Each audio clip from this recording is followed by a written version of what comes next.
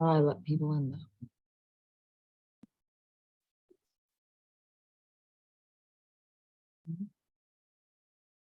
No, I gotta let people in. Hi. Hey, Gina.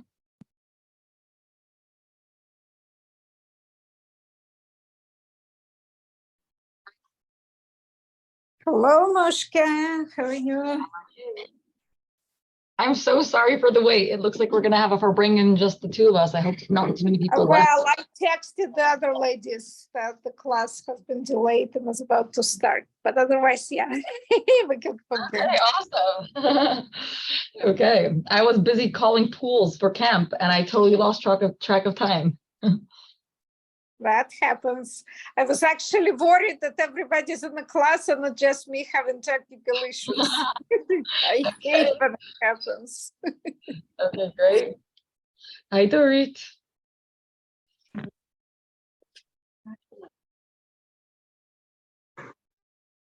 Okay. Do you know if anyone else specific is getting on Eugenia, or should we start? Well, I texted our regulars because usually Loredana and Hallie and Janet are joining. So I texted them. That's, I guess, when they join, yeah.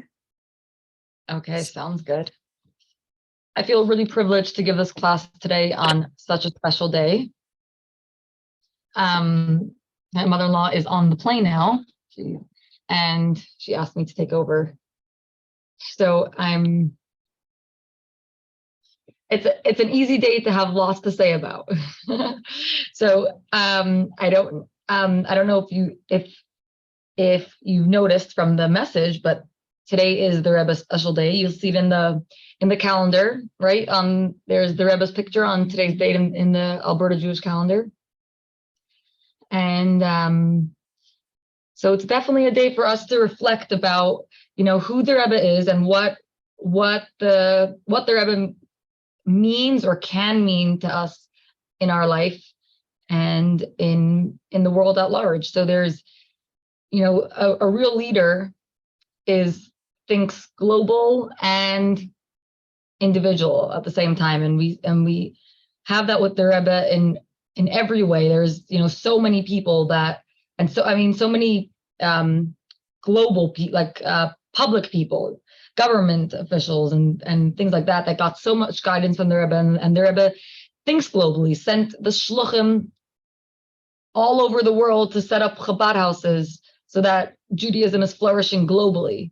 And the Rebbe, there's a story of a little boy who, I believe it was in okay, I don't know if I have like two memories and I might be mixing up two stories, but there was a boy the Rebbe met. It was either on a park bench in Brooklyn, that was one option of the story, or in Paris when he was there before the World War started. And he saw somebody reading a book. He saw this boy reading a book of science fiction, and how the alien, so the Rebbe stopped him and said, what are you reading? And he said, oh, I'm reading about this science book. Hi, Rosie. Hi. Welcome. I'm reading about this science book, and it's talking about how one day the aliens are going to take over the world and, populate planet Earth. And the Rebbe responded to him, and we hear the story from the boy who it happened to later on, as when he grew up. He says the story that the Rebbe told him that he has a similar vision, but for real, not fiction. He has a vision that one day we're gonna take over the world with goodness and kindness. And when this man repeats the story, he repeats it and relates that it is obvious to see that the Rebbe had that vision from way back. This story happened before the Rebbe took leadership, while his father-in-law was still the Lubavitcher Rebbe, and the Rebbe took a vision that he had in his mind's eye and actually actually accomplished and actually is still accomplishing, and that vision is growing and growing as we see Judaism flourishing in the whole world globally. And yet at the same time, the Rebbe is a man and a leader who thousands and thousands and thousands of people were touched personally by. And I'm sure you've heard a lot about this already. And it's just mind-boggling to see somebody who thinks so global be so personal. And if you don't mind me sharing, I want to share something that happened to me today. And I would say it's just one small example in my life where I see the Rebbe is guiding me personally and guiding my work at Chabad personally. I mean, not just Chabad, but what I do at Chabad. And, so many people have conversations, how can we connect to the Rebbe now? And, we wish we could actually go to see him and to speak to him. And I wish I could meet him in like a real life setting where I can ask whatever I want, see a true leader, connect to the Rebbe that way. And at the same time, we see that the Rebbe is an exceptional leader, an exceptional personality that, unlike any other great holy tzaddik, great holy man that lived, and after he passed, he's still great, and we still go visit his kever, his gravesite, and we still, people still ask for blessings, like Rabbi Shimon Bar Yochai. We go to Meron. Jews flock to Meron to ask for blessings at Rabbi Shimon Bar Yochai's resting place. But that's asking for a blessing in a spiritual way from somebody who's lived a spiritual life, a holy man, a tzaddik that lived a spiritual life even in this world.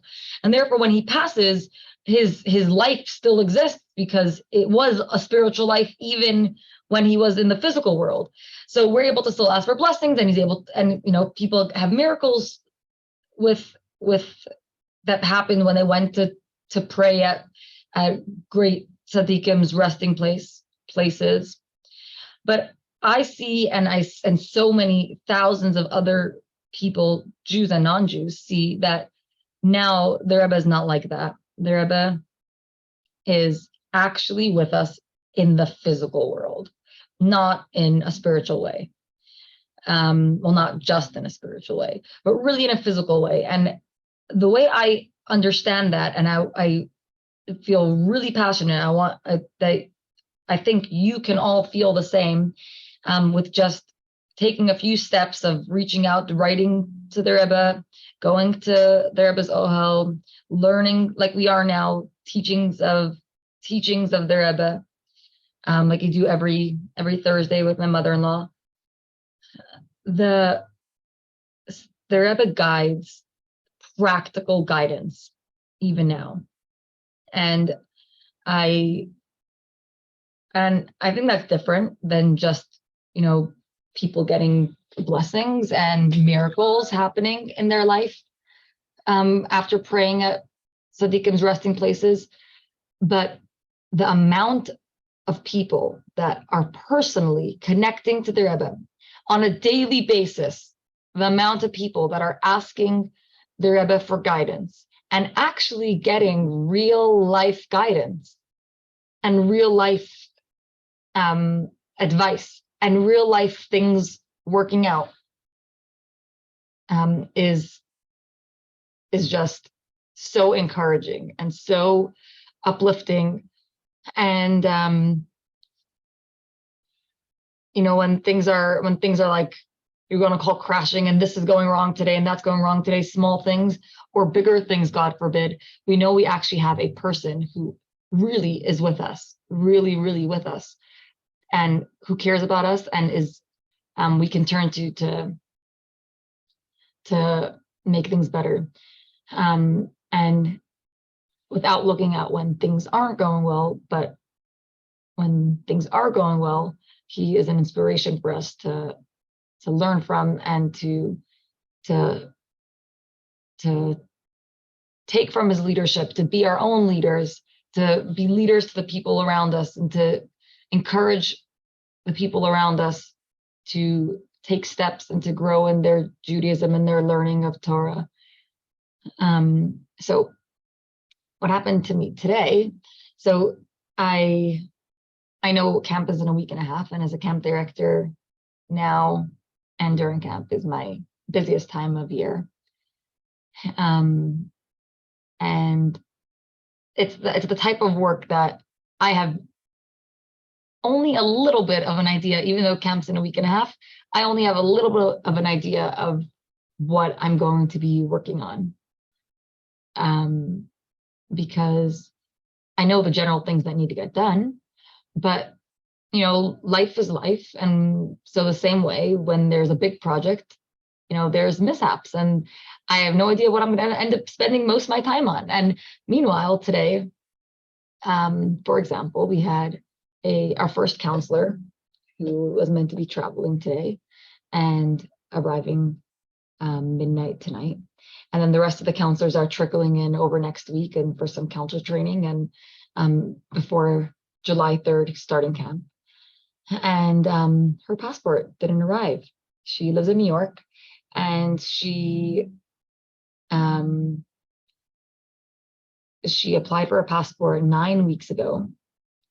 And every day we're checking the status the last few days, last week or so, and it's the day of travel and her passport still has not arrived, and there's nobody to talk to because the system in New York, the passport in the whole US right now is completely overloaded, and they expedited it, and it's not coming up online that the expediting process went through. It still says it's regular, and they said, I'm sorry, you can't guarantee it, and all that stuff. And the only way to do it is to make an appointment and to go in office. The only way to go in office is by making an appointment. There are no appointments for the next 2 weeks.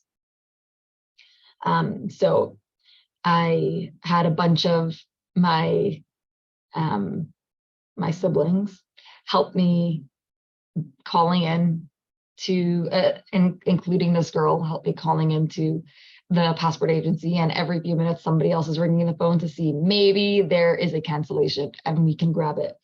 And all morning and all early afternoon, we were calling and calling. And then my husband, and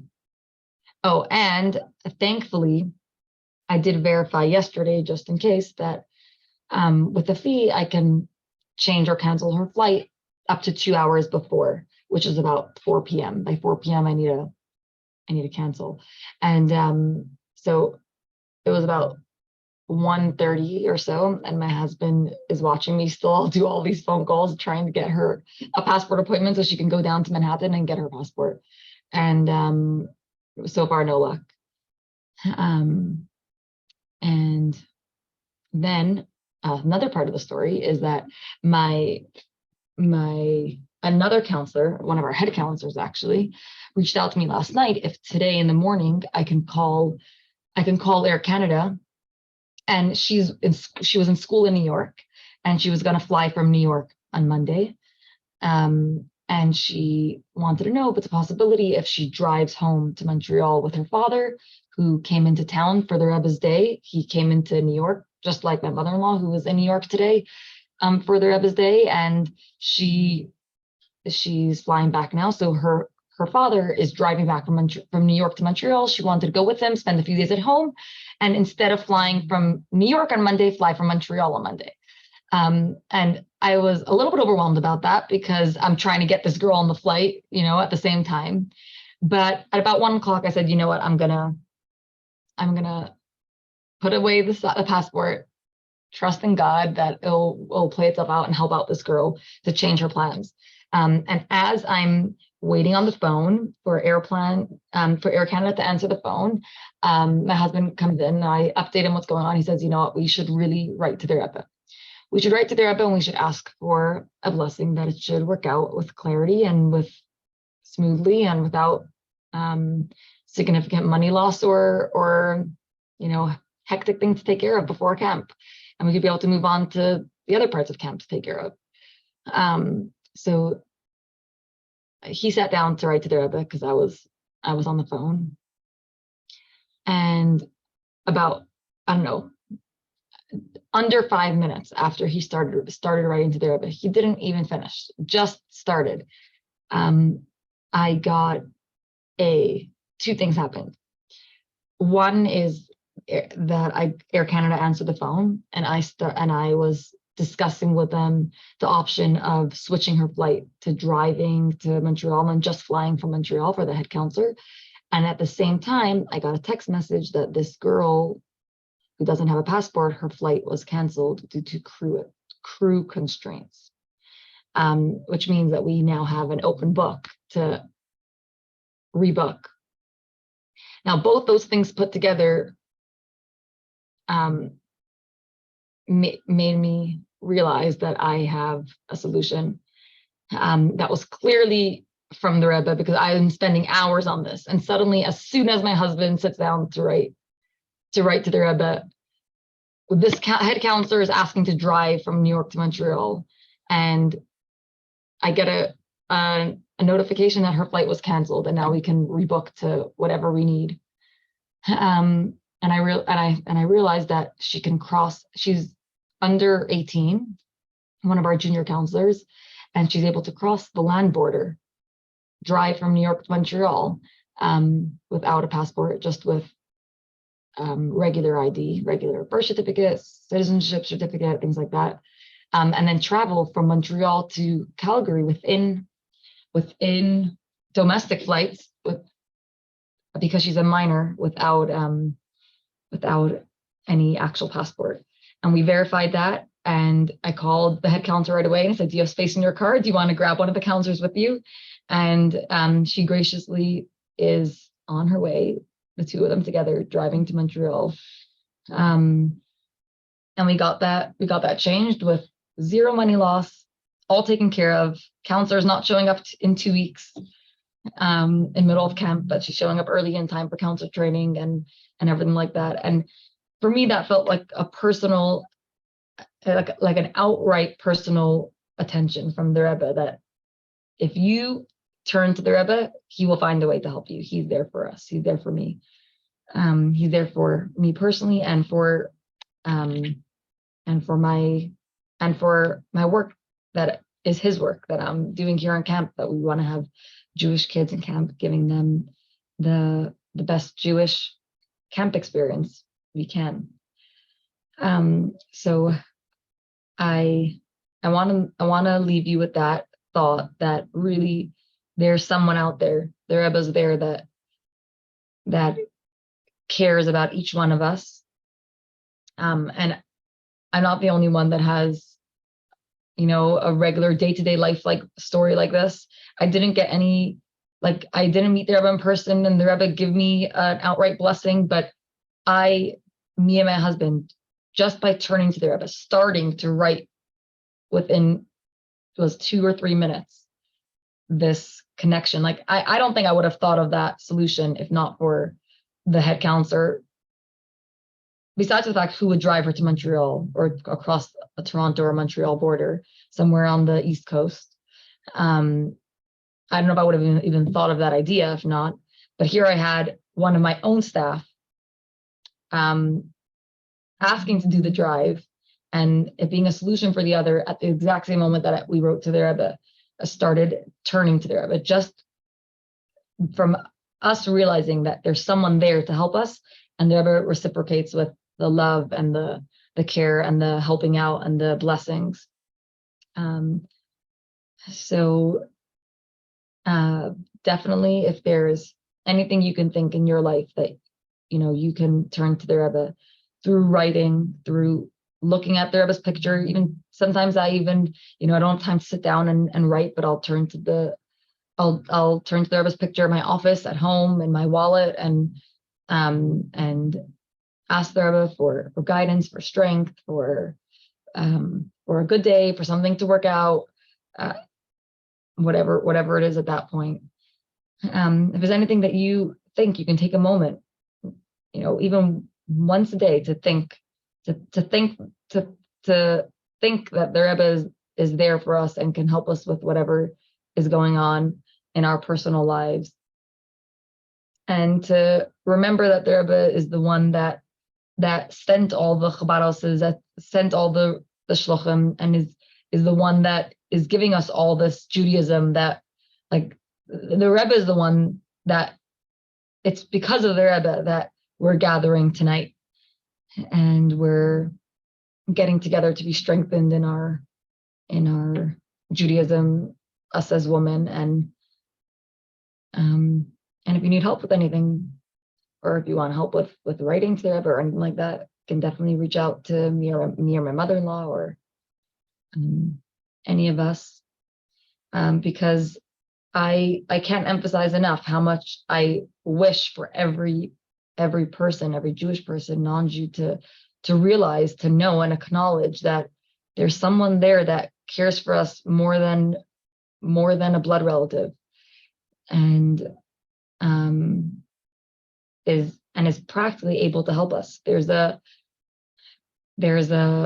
traditional Yiddish song about a boy who is in a little boat or kayak or whatever it would be, and the song goes that the boat tips and the boy is drowning, and it goes Shraite mommy and you that he screams, "Mommy, help me!" And his mother says, "I can't help you. Mom's not there. I can't actually save you from the water." And then he screams, "Daddy, please, can you save me?" And his daddy says, "How can I save you? What should I do?" And he screams, Rebbe, and then the Rebbe is able to save him. And so besides for the Rebbe, obviously parents, and we care for our children, our parents care for us, and for our relatives, but the Rebbe definitely has an extra deep connection with each and every Jew, and an extra deep love for all of us. And because he's a Rebbe, and he's not a regular human being, but he's a human being who is a godly human being, he's actually able to give us those blessings. And of course we can bless each other, especially on such a special day, that we should learn to realize and to tap in and practically reach out to the Rebbe, so that we can see his love and his care and notice it, and acknowledge it, and not let it get shoved under the rug when we have all this opportunity for someone who cares about us to help us in our day-to-day life, and in our growing of making our personal life better, and our global vision of making the world a better place with Mashiach. So I'll leave you with that thought. Reach out if you want any help with that. And I hope that the inspiration and the practical example of just what happened today can just be a little glimmer of how practical this conversation is, of connecting to the Rebbe and realizing that he's here for us.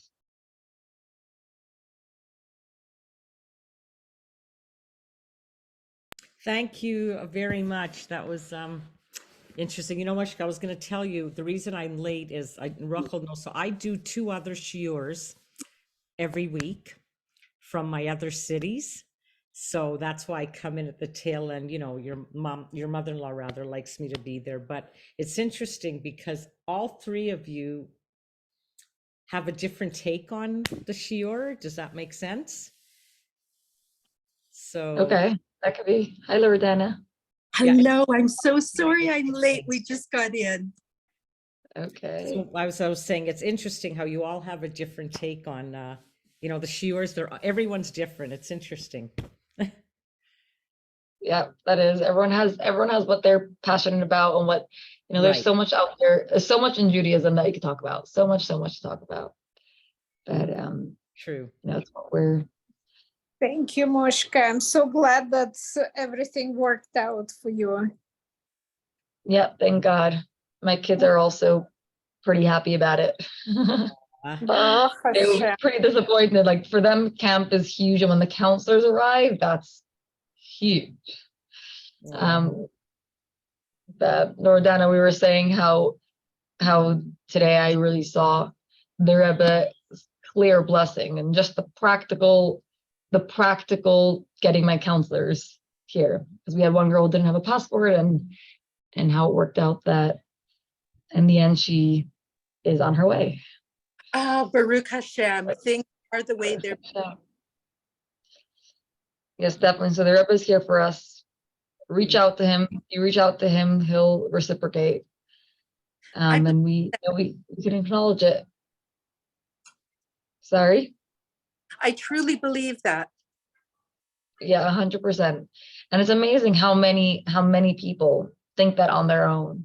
You know, it's not like we need to preach it. Like there's just so many people that will say, the Rebbe cares about me. And I see that the Rebbe cares about me. And, you know, sometimes even I don't remember and think about it. And then we just think about how many people say the Rebbe cares about me. You know, each person, it's like, oh, the Rebbe really must care about me too. You know, and is there for me. So may we take strength from this day and keep adding in our goodness and our kindness and growing in our Yiddishkeit, taking on another mitzvah, a small mitzvah, big mitzvah, whatever it is. I think today is a special day, and any day is a good day to add in mitzvahs and goodness and kindness. But we definitely have that extra power to make it happen today. So if there's any mitzvah that, you know, in the back of your mind, you're thinking, you know what, I really should be doing this or something like that, take the plunge. Today's a great day to take the plunge. Okay. Is it appropriate to light a candle tonight and say a blessing? Personally, I don't do that because I don't feel like the Rebbe passed. I feel like the Rebbe is right here with me, like the way I was describing about the story that happened to me today, like in practical life, like practical guidance. Like I wouldn't live in Calgary if not for the clear guidance from the Rebbe that I got. And I never saw the Rebbe physically, but I feel like I got clear guidance from the Rebbe through the letters of the Rebbe that I wrote and the answers that I got in the book of the Rebbe's letters, through asking a mentor, which is something the Rebbe says to do. The Rebbe says, if you have a question, ask a mentor and he can help you, guide you. A mentor who obviously is connected to the Rebbe, he can help you, guide you what I would advise. And also through practically, like when we were still in New York and we were contemplating moving here, I went with my husband to the Rebbe's Ohel, and we wrote to the Rebbe that we decided that Calgary is the appropriate place for us to work and do the Rebbe's work here in uplifting Judaism in Calgary, joining the team here at Chabad. And we asked the Rebbe, we're deciding this, and based on the Rebbe's guidance to ask a mentor and everything, we checked it over that we're making a reasonable decision, but we would love for the Rebbe to give us an acknowledgement that this is the right thing. And as we were leaving, we had 2 kids with us then. Only Yosef and Shmuel were born. Shmuel was a baby, a few months old. And as we were leaving at the entrance of the Ohel who was there so far? Eugenia, you were there, right? At the All? I've been there several times. Yes, You've been there Loredana as well? there. Loredana? Okay, so Yeah. like by the entrance, there's a big video of the Rebbe playing. Yeah. So as we were passing by, we came past the video of the Rebbe, and it was like the Rebbe was sitting at the table, like where he would have the Farbrengens, and a bunch of the Hasidim around, a bunch of people, but it was like sort of like quiet with like a little hustle and bustle. And usually when you come like the Rebbe's giving a speech, like talking, teaching, singing, but it was like quiet with like, it was like, oh, okay, you know? Mhm. And then a few seconds later, the Rebbe stood up and started the song that's called Ki B'Simcha Teitzeu. It goes Ki B'Simcha Teitzeu, and it's an energetic song. Like the Rebbe, whenever the Rebbe sings it, the Rebbe would start it like this, like Ki B'Simcha Teitzeu, and what it means is that we should go out with joy, and we felt like that was the Rebbe's acknowledgement, personal, like direct acknowledgement to us that we just wrote to the Rebbe that we want to move out to Calgary, and the Rebbe gave us the encouragement to move out with joy, and in everything that we do here. And that's just one example in my life. I could tell you a bunch of things where when I turn to the Rebbe, I see the Rebbe turn back to me with love, with care, and with practical guidance. And not every rabbi that passed away and go to their grave and get blessings and miracles happen is actually shown in a way that's practical in day-to-day life. Where should I move? What should I do? What should I do with my child's education? What should I, what job should I think, actual practical questions that the Rebbe gives. People get real practical answers and advice, and the Rebbe finds different ways. People, like that was by the Ohel with the Rebbe's video. Sometimes it's by opening up the Rebbe's letters when you write to the Rebbe. Sometimes it's just by, something happening where it makes a decision suddenly become super clear for you, like suddenly, and so in my life, I can't tell you, I feel like the Rebbe passed away in any way. The Rebbe's guiding my day-to-day life in a way that only a living person can be. It's interesting to use the word miracle, because I believe I see them so often when you ask and you think it's something that is practically unattainable, and whichever path it takes, it comes to you, and it just feels like it wouldn't have come to you if that wasn't meant to come to you. Do Right. you know, if you weren't asking, you might miss it. Like you might not even know if you Right. weren't aware. You almost have to be, because personally, I think the Rebbe, even when he was with us physically, he was also maybe like above us, if I can use that phrase, because he could I think see he was others. like so humble. His ego was so removed that he was just a perfect conduit of godly life. That's what it is. When people say sometimes miracle, magic, just because he removed himself so much, he just became that perfect vehicle, the perfect transmitter of godly life. I agree. He saw with more than his eyes. 100%. Yeah, I see what you're saying, Loredana. And I was thinking all day long as I spent my whole day trying to get this girl a passport and to get here. I thought I could see this as a disaster, and this is crazy. I have so much to do for camp. The last thing I need right now is to be calling passport agencies and airlines and waiting on hold and all that, and then I constantly had to, in my mind, refocus.